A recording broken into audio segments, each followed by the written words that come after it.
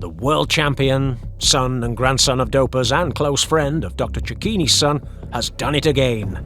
For the second consecutive year, he has managed to collect the fabulous trophy of Paris Roubaix alongside his teammate Jasper Philipsen, in one of the most Martian performances in the history of cycling.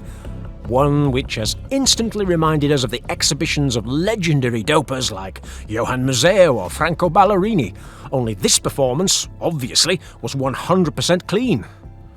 A performance inspired, as we have already told you in numerous videos, by the popular flat white coffees, nights in Kolobnev's Spanish hotel, and the romantic songs of Justin Bieber.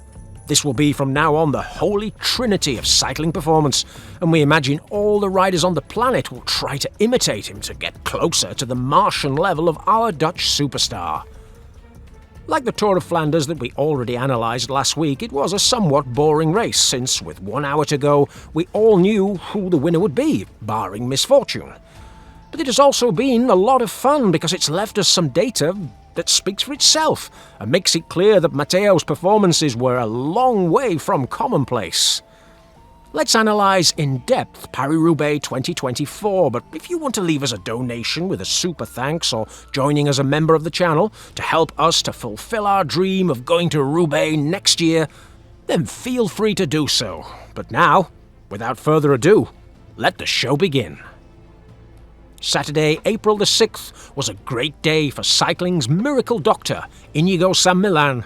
The man who fights to cure cancer won, in a span of 6 hours, the Itzulia 2024 with Juan Ayuso and the Copa del Rey Soccer Cup with Atletico Bilbao, a team that had gone 40 years without celebrating a win, and has achieved the unthinkable, using the same doctor as Tadej Pogacar.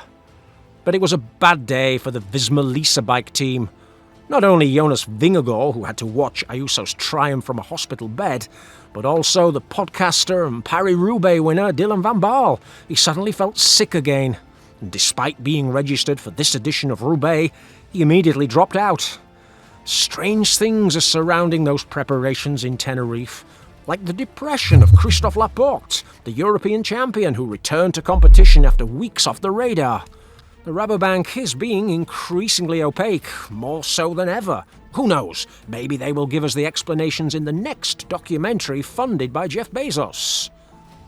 With these developments, if Mathieu van der Poel was already the main favourite to win Roubaix, he now became even more so, and as such, he was the skipper of the race, something we have not seen for decades. A team controlling a competition as complicated to manage as Paris-Roubaix, but it happened. The team that advertises hair doping was totally unleashed. Considering that Jasper Philipsen did absolutely nothing to help the son of the pigeon pie eater and that they were down a rider, we can only praise the impressive work of men like Sylvain Dillier, Oscar Riesebeek, Edward Planckaert and the surprising Belgian Timo Kielich. They formed the hardcore of the Roethoff brothers team and have done so from 2021.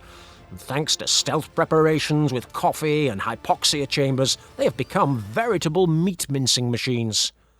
The best example of this was the breakaway attempt of the day, a breakaway in which managed to get the Dane, the always Danish Kasper Asgreen, the mythical cyclist who practically from nothing became one of the best riders in the peloton. And remember, he won the Tour of Flanders in front of Van der Poel himself in 2021. However, just 3 years later, Asgreen ended up arriving at the finish with the Alpecin Gregarios more than 15 minutes behind the Justin Bieber fan. And that's not all for Lefebvre's boys. Once the great dominator of this race, where they made triples by pissing in each other's faces in the middle of the Epocha, as the best Soudal classified in this Paris-Roubaix was Yves Lampaert, the popular Belgian rider who finished in 36th place, more than 7 minutes behind the winner. Not only has Alpecin become the new Quick-Step, but the rivals know it too, and they are afraid of them. After the ridiculous display of Josh Tarling grabbing the car of the decadent Ineos, and the chicane imposed by Adam Hansen that already has countless memes dedicated to it, the world champion destroyed the rest of the riders, except his own teammate Philipsen, his top rival Mats Pedersen, and the surprising Visma who did not like the dinner that Van Baarle didn't like, Tim van Dijken. A good breakaway could have formed minutes later with the Swiss Kung, the German Pollitt and the Alpecin Vermeersch, who no doubt would have easily crushed his rivals. Two of the best sprinters on the planet, if only it had developed. But Pedersen's Lidl team was down a man and they worked until they caught up, and no one attacked again for fear of the Alpecin. Neither on Mons-en-Pévèle or Carrefour de l'Arbre, but on a much easier stretch like Orchy, the grandson of cycling crushed the rest of the riders in the favourites group. He seemed to float on the pedals like Jesus Christ floating on the water, only instead of being the son of God, he was the son of a confessed doped rider. But he was pedalling better than his father, demonstrating that he and only he is the best rider on the planet in this type of competition. He gave the impression that even if his Belgian rival, the bot pursuer, was there, he could never have caught him with such a spectacular performance. So much so that in less than 6 kilometres, the difference was already over a minute to the chasing group.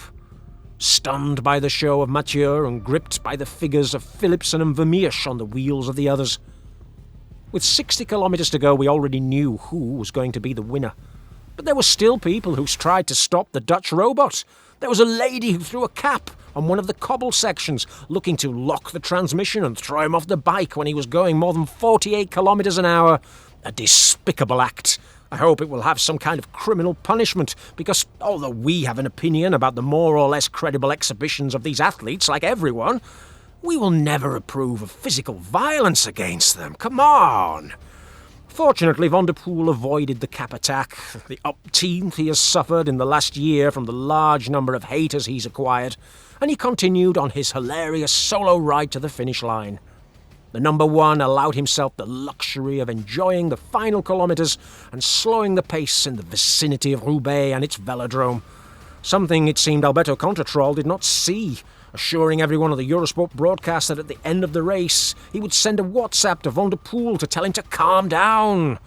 It seemed that he was on fire, but no, the world champion was totally relaxed, as evidenced by his celebration and the gesture of calmly watching the fight for second place, which was obviously taken by his Alpecin teammate. Vermeersch narrowly missed out on third place, but perhaps we'll leave the dream of a hat-trick for 2025. Van der Poel broke the curse of the rainbow, and now it is the others who will curse the rainbow jersey when they see it on the start list of any competition. But he has achieved this with data out of the ordinary. It's true that there was a fantastic tailwind, but for the third consecutive year, Van der Poel has managed to break the speed record in Roubaix, and this time with real barbarity, an average close to 48 kilometres an hour that pulverises all the records of the past. And this was taking the final kilometres of the race calmly, just as Usain Bolt did in many of his record-breaking runs. The world champion achieved the biggest solo breakaway in Roubaix, shared with that of the multinational André Schmiel in that most doping season of doping seasons of the Epocha, 1994. And in an edition much more dangerous and rainy than this one. But Van der Poel completed the course in 5 hours and 25 minutes, approximately 30 to 50 minutes less than in the dry editions of 10 to 15 years ago, when the coke addict Bonen and Luigi's favourite classicist were blowing away the best riders in the world. The favourable wind obviously influenced the fact that all the riders arrived at the velodrome with plenty of strength, but the data is astounding. Especially the next part. The last rider to arrive at the velodrome, the long-haired Australian Cyrus Monk of the Pro Continental Q36.5 team, had suffered a flat tyre on his bike on the first stretch of pavé, and despite arriving 48 minutes behind Van der Poel and outside control like 18 other riders, he was more than 2 kilometres per hour faster than Fabian Cancellara, the winner in 2010, and someone who, according to Greg LeMond, probably rode a bike with a motor a week earlier at the Tour de Flanders. It's no longer surprising that the big superstars break doping speed records. It's no longer surprising that these big six monsters of cycling are smashing records from 40 years ago, or that a cyclist competes for just 5 days and wins 3 races, 2 of the monuments of cycling. No, the big surprise is that even Cyrus Monk of 2024 could compete with Luigi's favourite Classico Mano, directed by Bjarne Riis in 2010 at Roubaix. perhaps in the end we are all going to believe that high speeds are the great danger of cycling today.